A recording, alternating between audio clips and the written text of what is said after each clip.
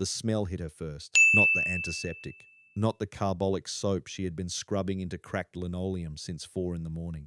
Something older. Something that lived in the walls of places where men came to die. Gunpowder, mud. The sweet rot of wounds left too long in the rain. Margaret Elspeth Holt stood in the doorway of Ward C at St. Bartholomew's Hospital, London, and breathed it in. October 1941. The Blitz had been chewing on this city for 14 months, and it had not yet finished its meal. She was 61 years old. Her hair was white, pulled back into a severe bun secured with pins that had seen better decades. Her hands were large for a woman her size, thick-knuckled, permanently reddened from lye and hot water. The skin at her knuckles cracked open in 3 places that would not heal before the cold set in. She wore a grey wool dress beneath a coarse canvas apron. Her shoes were black, sensible, resolving into the floor without demanding any attention whatsoever. To the staff of St. Bartholomew's, she was Old Mag. She had been Old Mag since the day she arrived, 2 years prior, carrying a single carpet bag and a letter of character reference so vague it bordered on insult. Matron Vivian Clark had looked at the letter, looked at the woman, and assigned her to laundry and floor cleaning, ward rounds, corridor maintenance, the basement boiler when it misfired. No one had asked Margaret Elspeth Holt a single question about her past. This suited her precisely. "You're in the way again, Mag." The voice belonged to staff nurse Patricia Wren, 23, a girl from Shropshire who wore her uniform as though it were armour, and treated the ward like a battlefield she had personally conquered. She was not unkind, exactly. She simply occupied the precise category of person who had never once considered that the woman mopping the floor might have opinions worth hearing. Margaret stepped aside without a word, pulling her mop bucket against the wall as the morning shift pushed past her. Orderlies with breakfast trays. Dr. Ashworth, barely qualified, perpetually overwhelmed, striding toward the office's end with his stethoscope.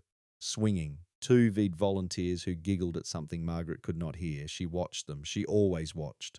In the officer's bay, a captain with a bandaged shoulder was attempting to read yesterday's Times and failing. A lieutenant from the East Surrey Regiment had developed a fever overnight and was sweating through his sheets with the quiet misery of a man who would not admit the severity of his condition until he had no other option. A young flying officer from the RAF, 19, perhaps 20, lay with his eyes fixed on the ceiling, not blinking often enough. His mind was somewhere, the ceiling was not. Margaret had seen these things before. She had seen them in places that Patricia Wren would never go, in wards that smelled not of carbolic soap but of mustard gas and horse blood, and the particular dense iron stink of a man's chest cavity opened by shrapnel. She had seen them in 1917. She wrung out her mop and continued down the corridor. The hierarchy of St. Bartholomew's was not complicated. At its summit sat matron Vivian Clark, 54, whose voice could stop a bleeding man mid-hemorrhage simply by force of personality. Below her, the sisters and staff nurses, ranked with military precision, because matron Clark openly modelled the ward on military organisation, having served in one. Below them, the volunteers and auxiliary staff, and below that, in a category so distant from clinical care it barely appeared on any organisational chart, the domestic staff, Old Mag. The distinction was enforced not cruelly but absolutely. Margaret was not to handle patient files, not to engage patients beyond the most minimal exchange, not to enter the surgical preparation room. She was not, under any circumstances, to touch medical equipment. Margaret had nodded on her first day and begun mopping. In the 2 years since, she had not violated a single rule. She had, however, watched everything. She had watched Dr. Ashworth fumble a lumbar puncture. She had watched the fever patterns in Ward C shift as October damp came up through the walls. She had watched the flying officer develop the particular stillness of a man whose mind was eating itself alive, and she had watched no one notice. She noticed. She said nothing. She wrung out her mop. The night of October 15th began the way most nights began in the autumn of 1941.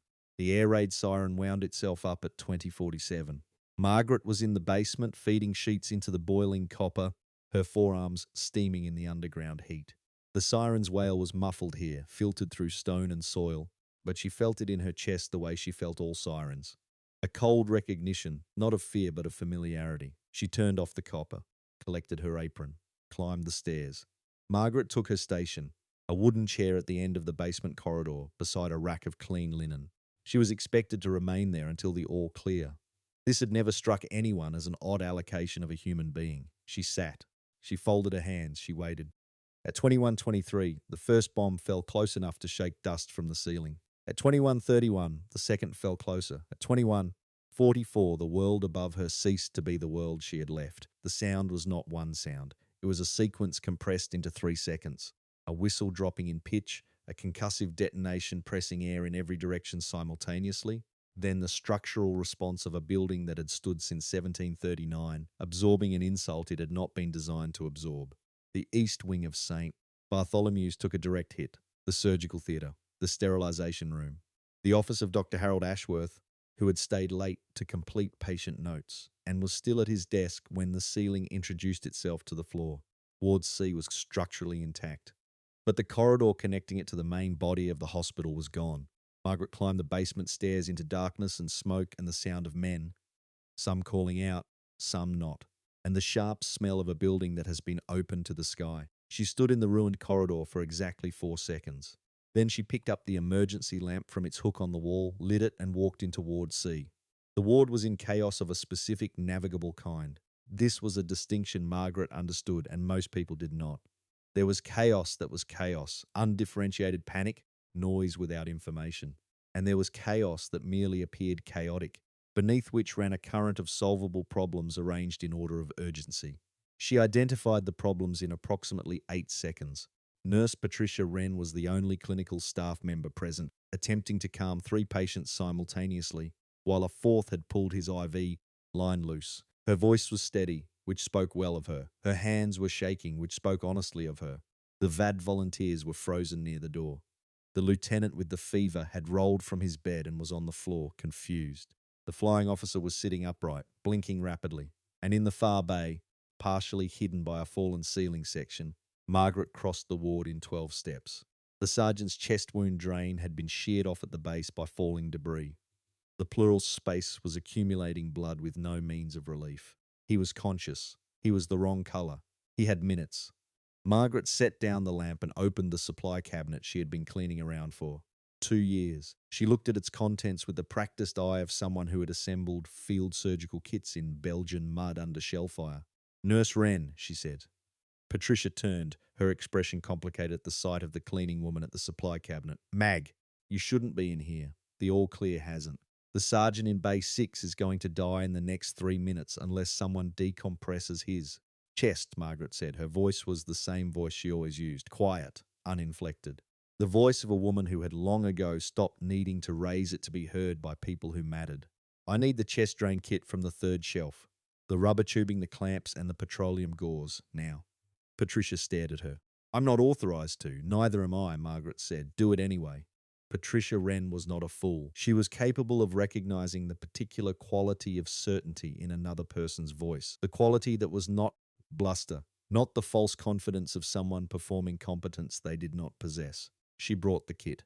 Margaret had already positioned herself at the sergeant's bedside, her large red hands working with a gentleness that seemed mismatched to their appearance. She spoke to him in a low, even tone, and he, a sergeant of the Royal Fusiliers who had survived 3 years of active service, was listening. "You're going to feel pressure," she told him, "not pain. I need you to breathe out slowly when I tell you. Can you do that?"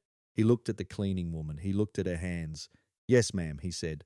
Margaret inserted the drain with the efficiency of someone who had done this 60 times. 40 of those had been in the dark. 12 had been under fire. The fluid evacuated.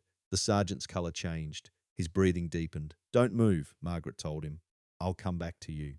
She stood and turned to face the ward. "Nurse Wren, the lieutenant on the floor has a fever of at least 103 and he's been down there long enough to compromise his circulation. 2 orderlies and a blanket. The flying officer in bed 11 has been showing signs of acute combat neurological stress for 4 days. Someone needs to sit with him physically, not at the station with him. The VAD volunteers, 1 on the door, 1 to find whoever is coordinating the ward handover. This corridor is gone and Matron Clark doesn't know what she has up here yet." Patricia had a clipboard in her hand. She was writing as fast as she could. "Who are you?" she asked, not unkindly, with the expression of a person who has just realized the building they've been standing in has different dimensions than they believed. "I'm the woman who mops your floors," Margaret said. "Where's your most senior doctor?" Dr. Ashworth was in the East Wing. Margaret's expression did not change. "Then you have me. Let's get on with it." What followed was 4 hours. Margaret moved through Ward C with the unhurried authority of a person who has triaged mass casualties and found that the skills, unlike the memories, do not diminish. She assessed, she prioritized, she directed, she performed 2 chest decompressions and 1 wound repacking. She found something in the captain's shoulder, something small, shrapnel sitting adjacent to the brachial plexus, and removed it with forceps. His fever dropped within the hour. She wrapped the fragment carefully in gauze and placed it in the specimen tray, as though she knew exactly what it was, because she did. She sat with the flying officer for 6 minutes, 6 minutes she did not have, in a night full of things she did not have time for, and said something to him that Patricia could not hear. When she stood up, he was crying, which was, Patricia would later reflect, considerably better than the ceiling staring. At 02:15, the all clear sounded.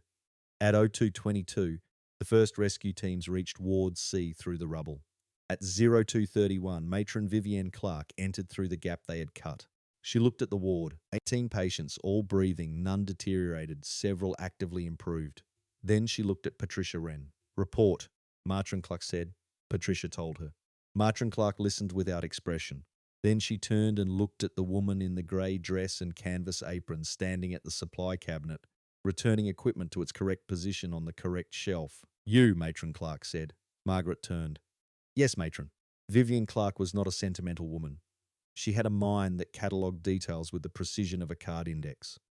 She was looking at Margaret's hands, specifically at the way Margaret held the chest drain tubing she was coiling, thumb and forefinger establishing tension, the remaining fingers guiding the loop. Not the way anyone learned to handle medical tubing in a civilian setting. Exactly the technique specified in the Field Surgical Manual of the British Expeditionary Force, 1915 edition. "Where did you learn that?" Matron Clark asked. Margaret placed the tubing on the shelf. "Belgium," she said. "Belgium. Western Front, 1915 through 1918. 3rd Field Ambulance Corps nursing sister. Later surgical lead, when the surgical lead was killed, and the one after him." The ward had gone quiet. Patricia Wren had stopped writing. "Your name," Matron Clark said. Not a question, a command. "Margaret Elspeth Holt." Something shifted in Vivienne Clark's face. Something small and then not small. "Sister Holt, of the 3rd Field Ambulance." A pause.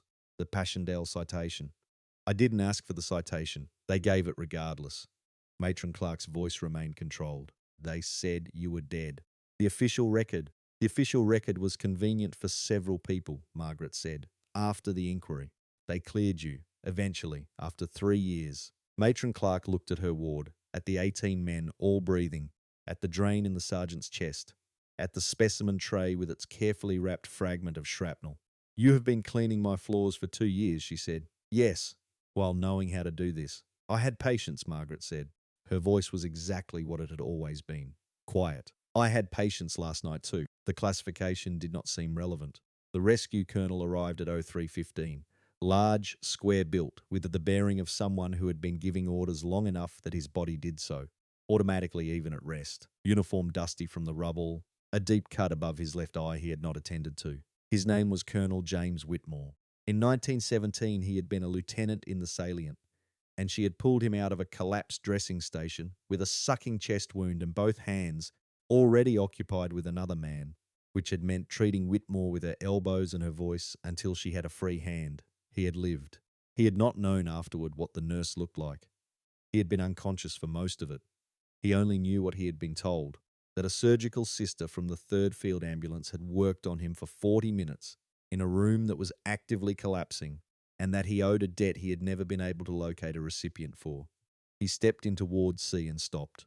He looked at the woman at the far end, grey dress, canvas apron, white hair, large reddened hands, the posture of someone who had spent decades choosing not to take up space. Something in him filed and cross-referenced and came back with an answer before his mind was ready for it. He looked at her hands. "My God," said Colonel James Whitmore. Margaret looked at him. "Colonel," she said. He crossed the ward. "They told me you died at Passchendaele," he said. "They were wrong, as I believe I have just established." He looked at the ward, the sergeant breathing steadily, the lieutenant's fever broken, the flying officers asleep in the defenseless way of someone whose mind has released something it had been gripping too hard. "How many?" he asked. 18 admitted. 18 viable at all clear. One needs surgical review in the morning. Shrapnel adjacent to the brachial plexus. I removed what I could locate, but the field conditions were not ideal. Field conditions. He was looking at the canvas apron. You have been here 2 years as a domestic staff, laundry and floors, primarily. Whitmore was silent for a long moment. Sister Holt, he said finally. I'm not Sister Holt, firmly. I have been looking for you for 24 years. Official inquiries 3 times.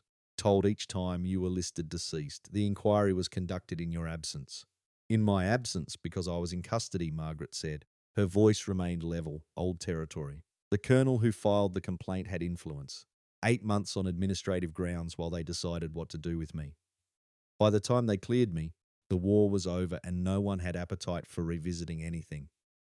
The colonel who filed the complaint, Whitmore said carefully, was the colonel in charge of the sector when 14 men died in the dressing station at Broodzinder, the station you were not given adequate supplies to operate. That was the substance of his complaint against me, yes.